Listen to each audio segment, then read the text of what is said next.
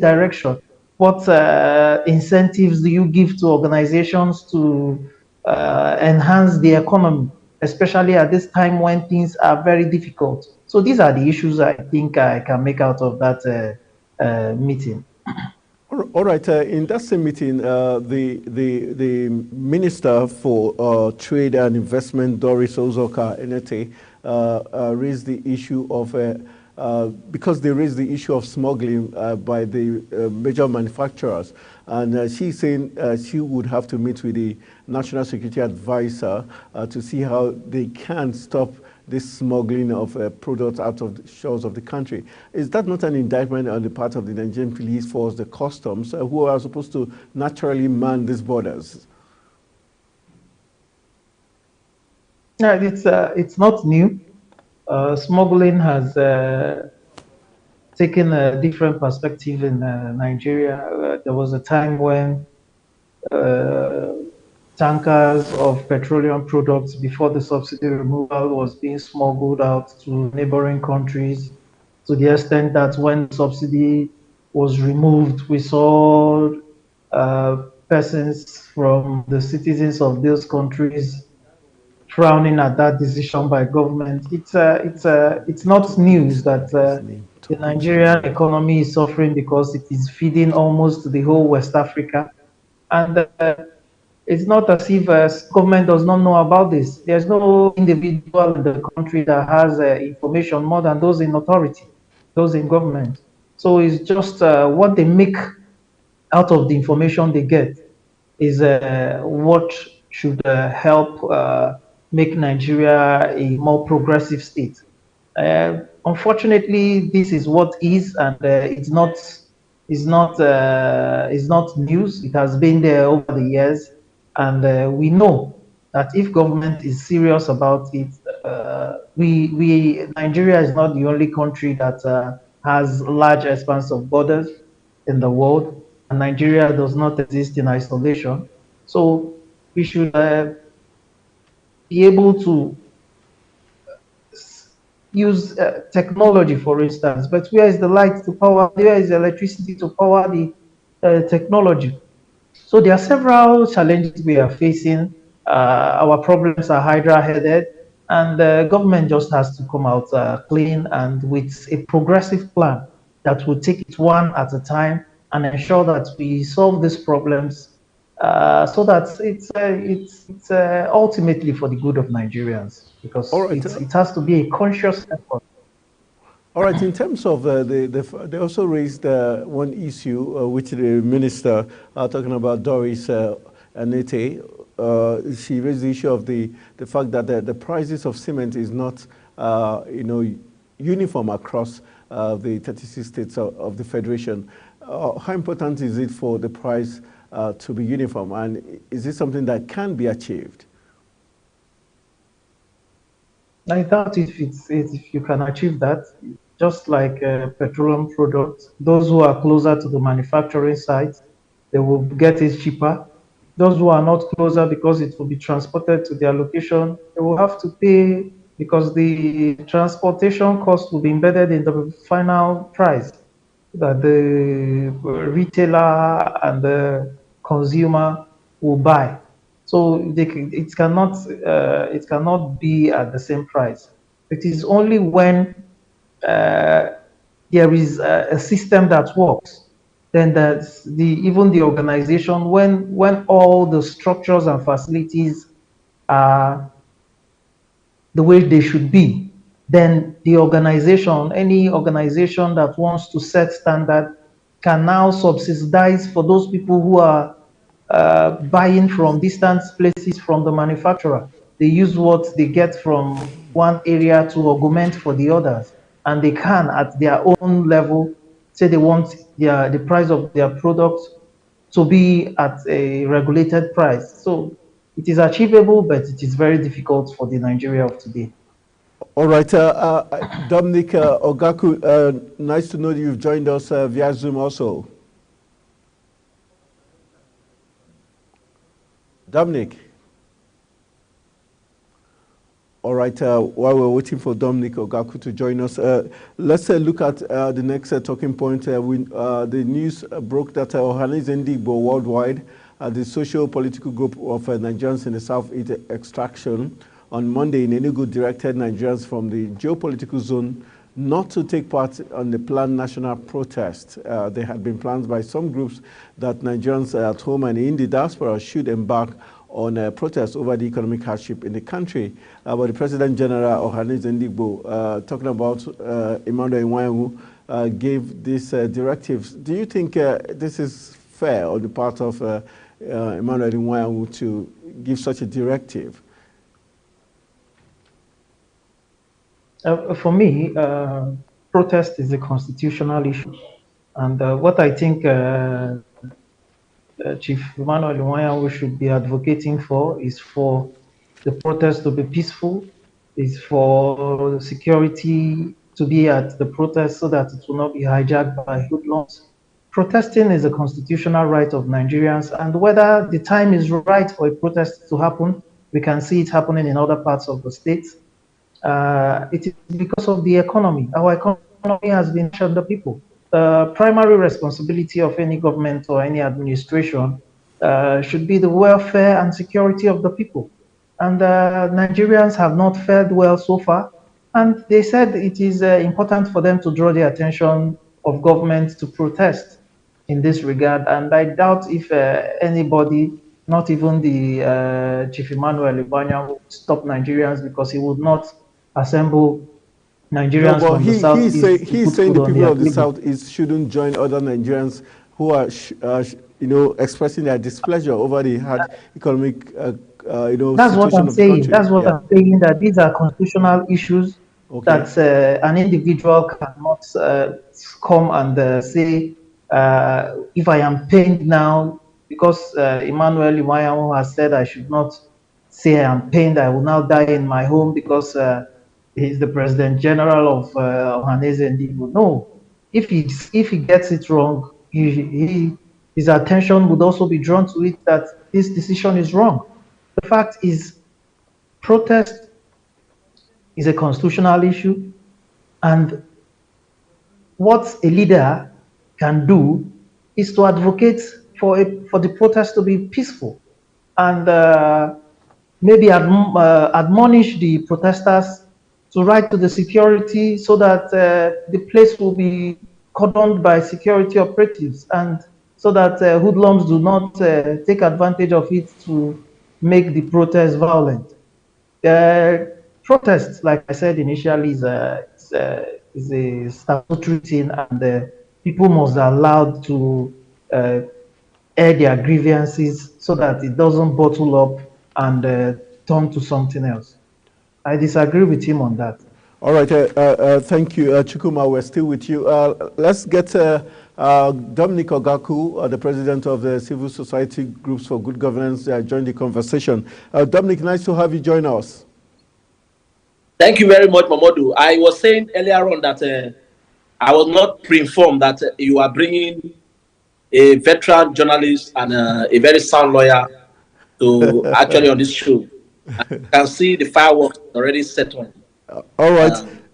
Okay, so let's get your side of the of your take as regards the federal government meeting with the 4 major cement manufacturers in the country, coming up with a communique, and the federal government saying they are now ready to fix the road and seek some remedies on the cost of gas and import duties, and in order to bring down the cost of cement. Then also, my question is, does it have to go this far before the federal government does the needful? And if it's something they could have done long time ago, why wait until things get bad? Is this deliberate by the government? Okay, let me start from the question you asked Barrister Chuks. Let me start from there, because I want us to really talk on that, because it's a very important issue. Okay. Concerning what Chief Iwuanyanwu say, that he will not want the Southeast to be part of the protest. Yes. I think that, for me, is key to this discussion. You see, the truth of the matter is, these are very trying times in our national history. And for me, I'm sure he must have made that statement from a very dispassionate, very, very cerebral, and trying to actually give direction to the Southeast. One of the things I know for sure is that if we are going to get out of the woods, if we are going to get out of these current challenges, our approaches must change. Our modus operandi must change in how we handle issues. There is no protest that will.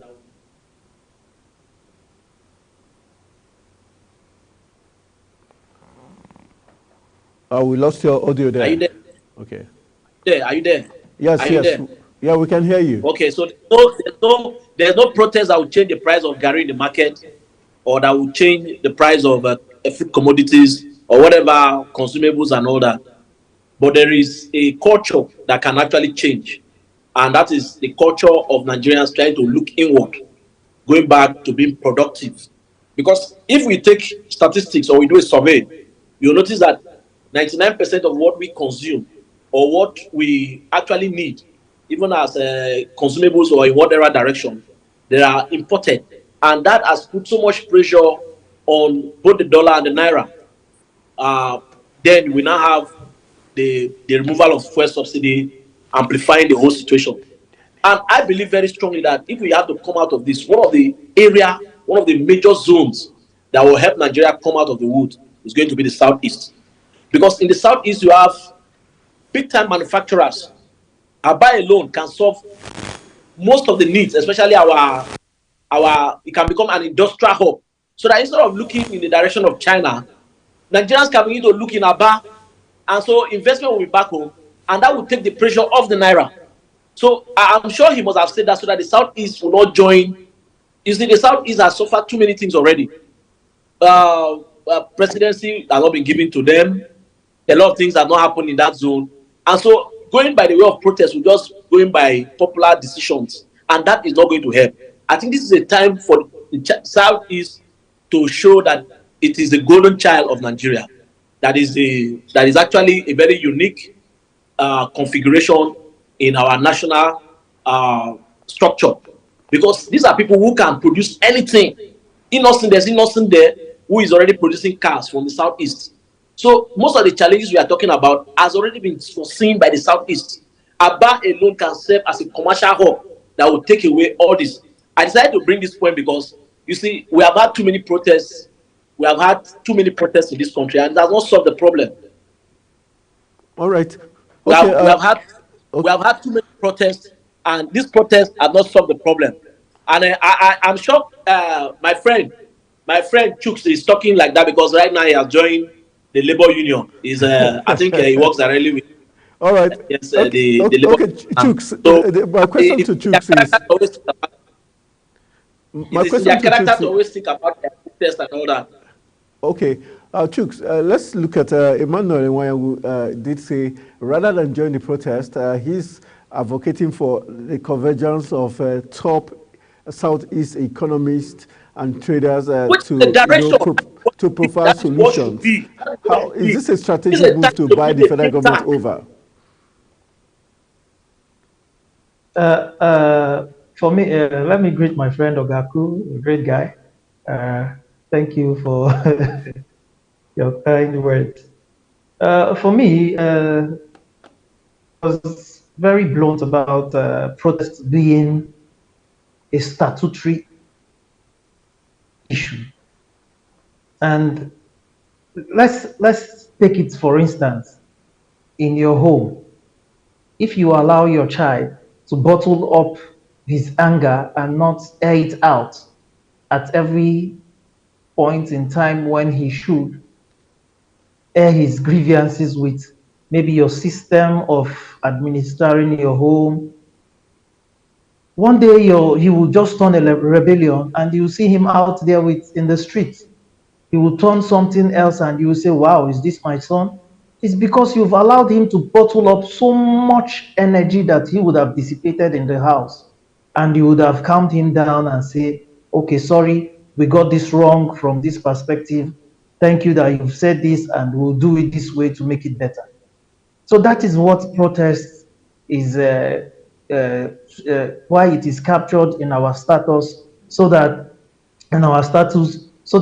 whenever a region feels shortchanged, they can say, "See, for this policy, we are not properly represented." And when the leaders take that into cognizance, do the analysis, and see that, oh, these people are not properly captured as they protested, they will adjust to the policy to assure that everybody is captured. For me, anybody who is aggrieved, especially with regards to the economy of today, should protest.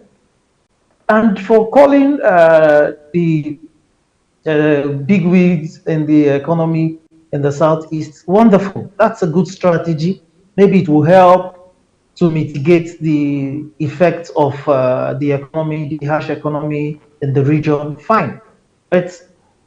But where I would not allow anybody to infringe on, when you say somebody should not protest, it means you're infringing on his right to protest.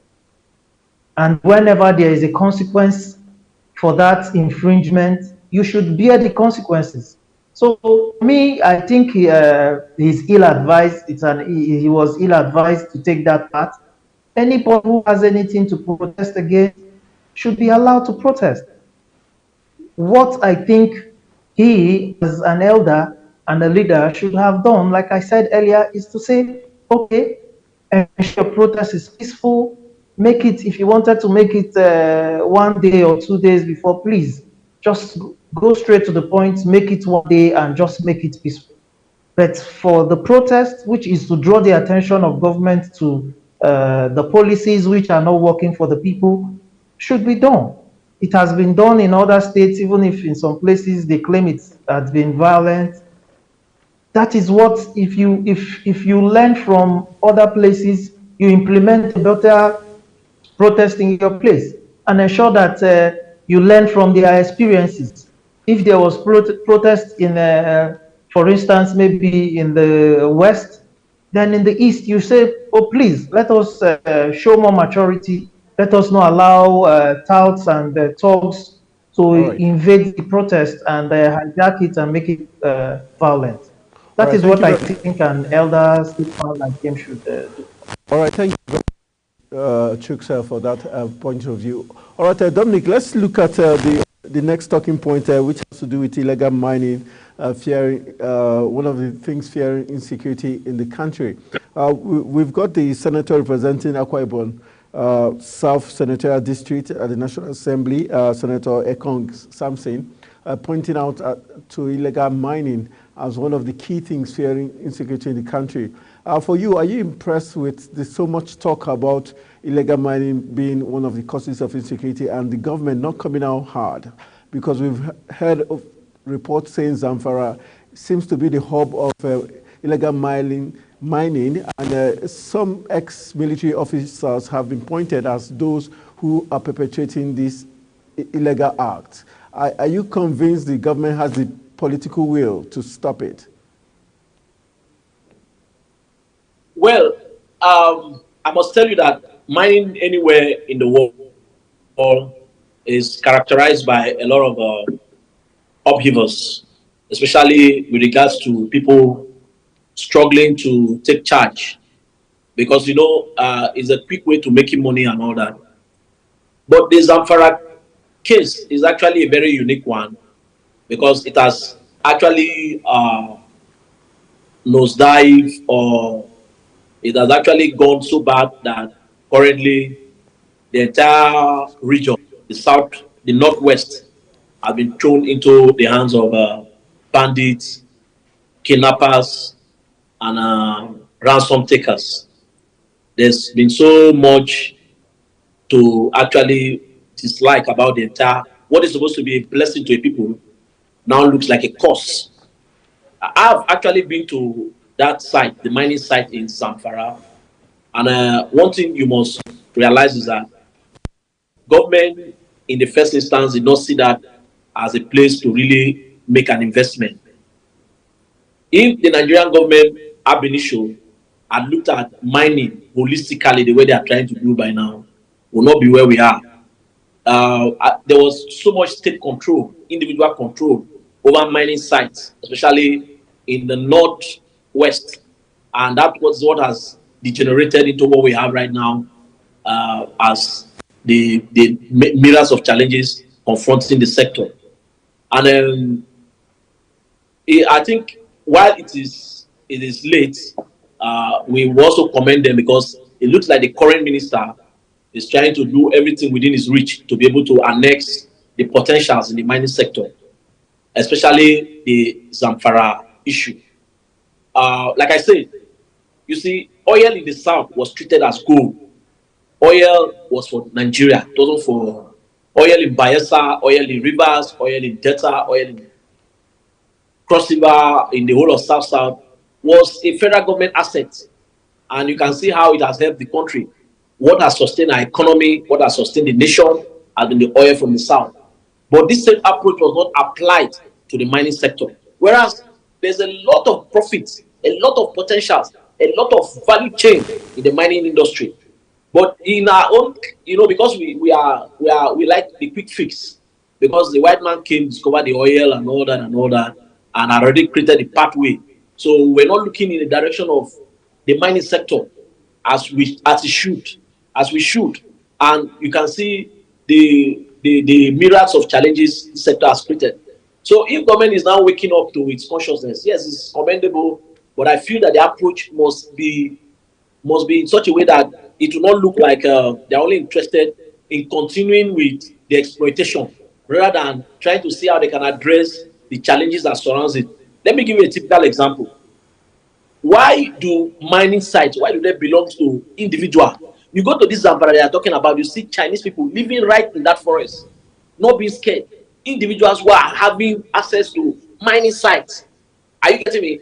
It's easy for you to become a billionaire in Zamfara once you have the heart to stay back there. So they must be able to address it. It must become an issue of national concern with regards to how the mining is carried out, not just leaving it in the hands of the state government or some very privileged individuals who now have total access. That's why the bandits are all over the place protesting, because for them this has been like where they have been making money all through the year, and then suddenly there are reforms that are coming now trying to throw them out of business. It's not going to work that way. We must be able to address and face the challenges that comes with it. All right. Let's look at the fact that the Minister of Solid Minerals, Dele Alake, also had said this in the past, that some highly influential Nigerians are those behind this illegal mining. The fact that he wasn't bold enough to spill the beans, who these persons are, and arrests not being carried out, are we convinced that the government would be able to tackle this head front? Like you have already mentioned, that is the best place to start from. Because we cannot have sacred cows in this whole business. We want to address issues. If we want to, then we must address the issues head on without having any sacred cows, without actually thinking about who is special or who is not special. If there are people who are perpetuating this illegal mining, then their names must be mentioned and they must be brought to book so that the Nigerians will know that God is just about addressing. That's why I'm talking about the issues, the challenges. We must address them. We must address them. We cannot just be interested in what is coming out from the mining side more than what the challenges that we are facing. So it is key. It is essential that we forget about just thinking about going there and taking it. No, if there are people who are culpable in this instance, those people must be brought to book first as a way of actually showing Nigerians the sincerity in government effort towards curbing the entire illegal mining arrangement. All right, Chukwuma, let's just, as we wrap up this discourse on this talking point, the fact that Senator Ekong Samson, the senator representing the Akwa Ibom senatorial district, says foreigners and Nigerians collude to reap Nigeria of its resources. How dangerous is this now that it's established that foreigners are in collusion with Nigerians to do this? And what's the wider implication? Thank you. Does it make it more difficult for the government to do? Yeah, the implication is that Nigerians will be shortchanged at the long run, and it will not be properly managed. It will be managed by those who will be pilfering into the system to empower for their personal aggrandizement and all that. The problem with the mining sector in Nigeria is very simple. The mining rights are captured in the exclusive list in our constitution. If it were to be in the concurrent list, which means the states would have been in charge and the federal government supervised, the federal government would have just come in and supervised and advised on now that there are issues around there that it's falling, would have come up with a different policy and the state will implement. But now the boss is directly involved and no other external, because Nigeria is a sovereign state, no other person is supervising. They are like, there's this who watches the watchdog. So they are directly involved and nobody is supervising them. They are supervisor, they are the regulator, they are everything, and they are in this system. So we are calling for the new committee for the review of the constitution to remove mining rights from the exclusive list to the concurrent list. Let the federal government be the big brother and be supervising. All right. You look at what is happening at the states and you can advise, but now they are directly involved. They are those that they issue rights, mining rights to companies. The state is just there looking. So these are the issues, and until they are statutorily corrected, it will be difficult to achieve a sane environment, especially when the extracts are very expensive in the international market. All right, let's quickly move to the next talking point. I'm staying with you, Chukwuma. Ohanaeze threatens to sue the federal government over state creation, alleging that the Southeast is the only geopolitical zone where it has only 5 states. And he's saying he has been talking about this for a long while. If the federal government doesn't do the needful, he will be forced to sue the federal government. I know you're from the Southeast extraction. Does this have any importance to the people of the Southeast? Yeah, it's very important to the people of the Southeast and very strategic to the unity of Nigeria because Southeasterners have been, over the years, like Ogaku mentioned earlier, have been claiming to be shortchanged, and they've been shortchanged in several terms. I think it is only right because ordinarily, if they had the 6th state, it means they would have had 3 other senators and maybe 6 or 7 other House of Representative members, many members of State House of Assemblies, and these people are not there. It means that when you get to the National Assembly or you get to the Senate, if other regions are voting, the Southeast is not properly represented in those regions. There is no equality as far as regional interest is concerned. So this is an issue, and for this I support Ohanaeze, and I say they should push forward, and it's the course that they should follow up, whether through lobbying, through litigation, however they would achieve it. It is something that should have come on its own naturally, but since it is not there yet, they should go for it because it is what they deserve. It is something that is well. All right, Ogaku, let's get into the discourse. How important would this be? Could this be a chance for the federal government to assuage the hot feelings of the people of the Southeast, especially since after the Civil War? Could the federal government decide to say, okay, we're creating 1 or 2 new states for the people of the Southeast as a way to show that, okay, the people of the Southeast are truly part of Nigeria and make them feel, loved and appreciated, especially since all the ills of the Civil War, they've not been a sincere reconciliation.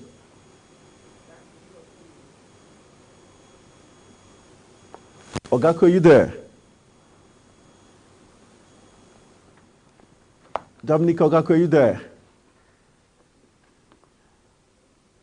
All right, while we're waiting for Dominic Ogako to join us, let's get Chukwuma back on track as regards to the next talking point.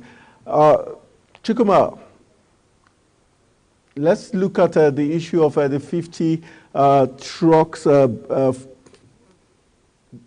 15 Niger Republic bound food trucks intercepted in Zamfara, en route the Sokoto borders into Niger Republic. What does this tell us as regards the collaboration between some northern leaders? Okay, Ogaku is back. Ogaku, let's get your take as regards if this is a chance for the federal government to assuage the feelings of the people of the Southeast by creating additional states for them, because Ohanaeze Ndigbo has said they would be suing the federal government if anything is not done as regards increasing the number of states for the people of the Southeast as the only region that has 5 states. It's not the federal government. It is we as Nigerians. We as Nigerians.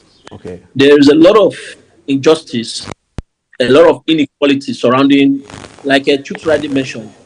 You see, when brothers come to table, they must come in equity. Here you have different regions represented. Take the National Assembly, like the example was given. Then you discover that the numbers will be coming from there are automatically shortchanged. That alone gives a sense of insincerity in the architecture of the nation as it were. And so for us, I feel that it is long overdue. That's why when we started with the issue of the Southeast saying they don't have to join the protest, for me, I feel that it is actually a rethink. It is a strategy to show that, okay, see, we don't want to be doing business as usual. We don't just want to take it because it looks like this label of trying to say we are always the ones who are trying to.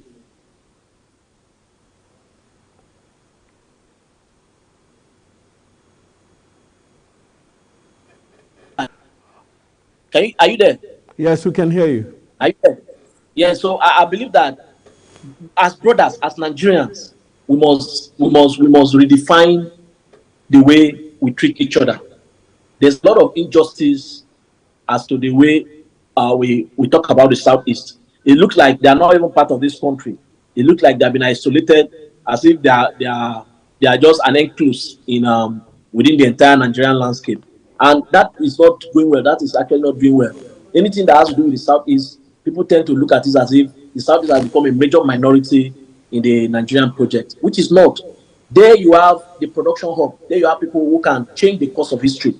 There you have people who can translate this country from the deep, shallow waters to where it needs to be, where it ought to be in the real sense of the word. There you have geniuses, people who have integrity in all ramification. Look at Chuks, my friend, a veteran in all ramification. And so trying to shortchange the Southeast is not a good thing at all. So I believe that it is not government, it is the people of Nigeria that should say, no, we are tired of treating this our brother with disdain. We are tired appearing as if we are not equals.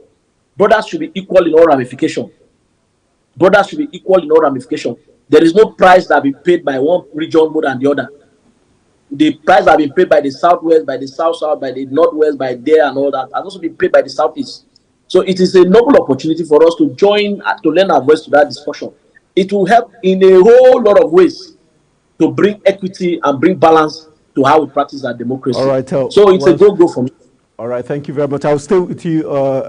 This is our last talking point before we call it a wrap. Both of you have 2 minutes each to contribute as we wrap up this conversation. The big story that broke this morning says 15 Niger Republic-bound food trucks intercepted in Zamfara. It was said that the vehicles that were carrying these food trucks were the Zamfara State transport vehicles, and they were en route to the Niger Republic through Sokoto borders. What does this tell us as regards Nigerians shortchanging the country and their fellow citizens who are crying of a lack of food, and here we are, the Zamfara State government vehicles being used to transport.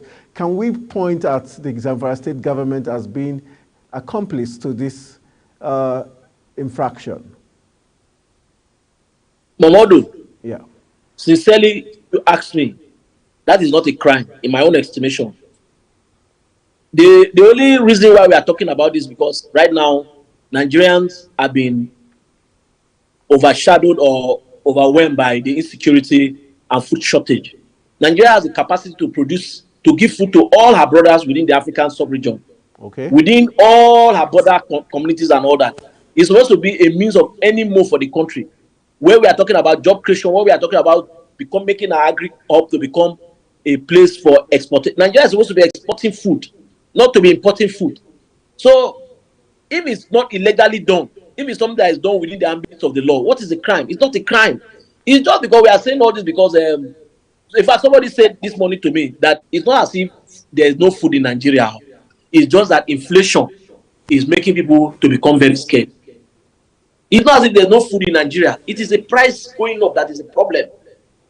Is the price going up? What is the crime if Zamfara people decide to give food to the Niger Republic? These are things that have been happening over the years. Nigerians have been supplying food. Food has also been coming from Niger to Nigeria. So it is not a crime in any ramification. Sometimes, we try to glorify most of these things to score cheap political points. But for me, I feel that Nigeria, being the giant of Africa, has the capacity to feed all our neighbors and have leftovers. Okay, you're talking about this, about the federal government did set up a committee to monitor those who are hoarding food items. And this was the committee that intercepted this 50 trucks heading to Niger Republic. Are you saying the federal government was wrong to intercept this? And if it was done, no, there's a difference between hoarding. There's a difference between. That's why I say there's a difference between hoarding food and selling food to a neighboring country. But if it was genuine, would they be stopped? If it was genuine.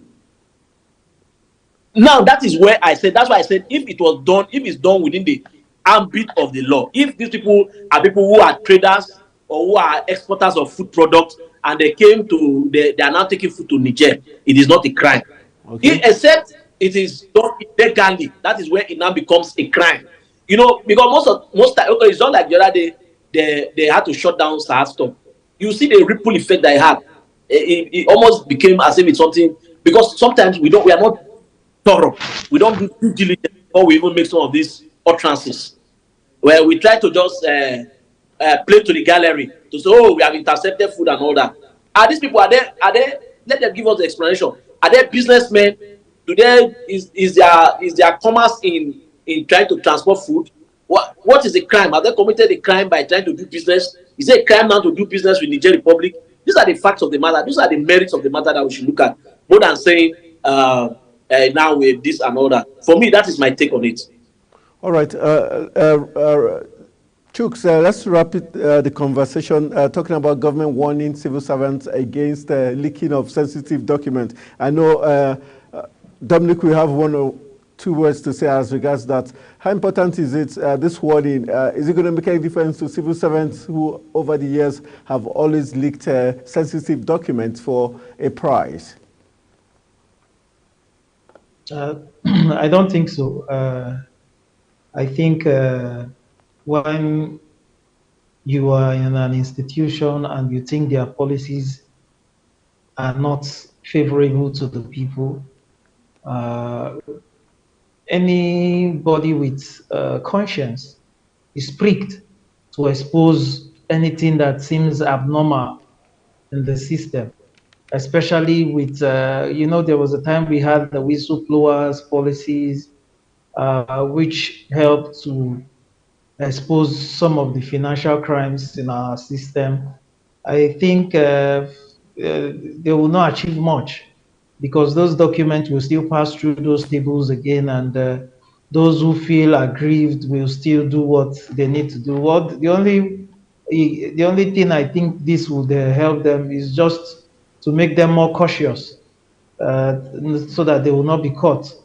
But if it is whether they will continue to expose it, I think they will continue to expose anything they feel. It's not every document that is exposed. It is documents with uh, contents that are immoral, if I may use that word, to the society's perspective. So I think they have to do more. Okay. The system has to work right. Civil servant needs to be well paid, so that when they see some of the humongous amounts that are flying through their tables for the benefits of few, they will be able to keep their mouths closed. All right, Ogaku, wrap it up. The APC-led government has said that they believe those leaking the document are PDP moles in the MDAs. Do you agree with the presidency on that? Far from it. They should not play politics with issues like that. What Chuk said is totally correct.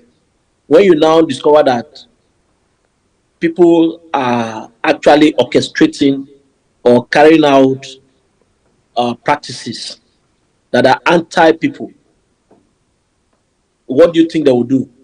They will go against the system. That's just a way of going against, to tell you that we'll go against you. We'll tell the people that what you're saying is not correct. You know, if you check most of the things that they are saying leaked, there are things that has to do with financial transactions that they were trying to do hiddenly, secretly, with and then it was going to actually affect the people. Talk about people moving billions of naira and then doing transactions, giving government contracts without due process and all that. And then it's like using two different principles, one for the public and one for those in government. It will not work. Nigerians, and that's why I feel that Nigerians, we have to change our approach. We are getting close to a time whereby there's going to be a national, not protest, there's going to be a revolution in terms of how we think first. Then it will now hit the streets and we'll make a national statement in that regard. These are the things, these are just the signs to where we are going to. And let them not deceive you. There's nothing like PDP APC. There's nothing like PDP APC in this Nigeria. All right. We have just people common interest. We have people with common interest. All right, thank you. Today they are PDP. All right, I want to say a big thank you to the two gentlemen that did the yeoman's job this evening, helping us look at all the stories from a very balanced perspective, not taking any sides. I want to say a big thank you to the president of Civil Society Group for Good Governance in the person of Chief Dominic Ogaku. Always a pleasure having you on the discourse, always being patriotic and balancing your analysis. Thank you very much. And also to Barrister Chukwuma Nze, who is a Labour chieftain, also joining us this evening, and also a journalist. Thank you for your very sound analysis of all the issues. Even when it had to do with the people of the Southeast, you did put Nigeria first. Thank you very much. And that's how we're going to call it a wrap on the program, The Desk on Global Television. My name is Anthony Mowodi saying let's do this again tomorrow. Good evening.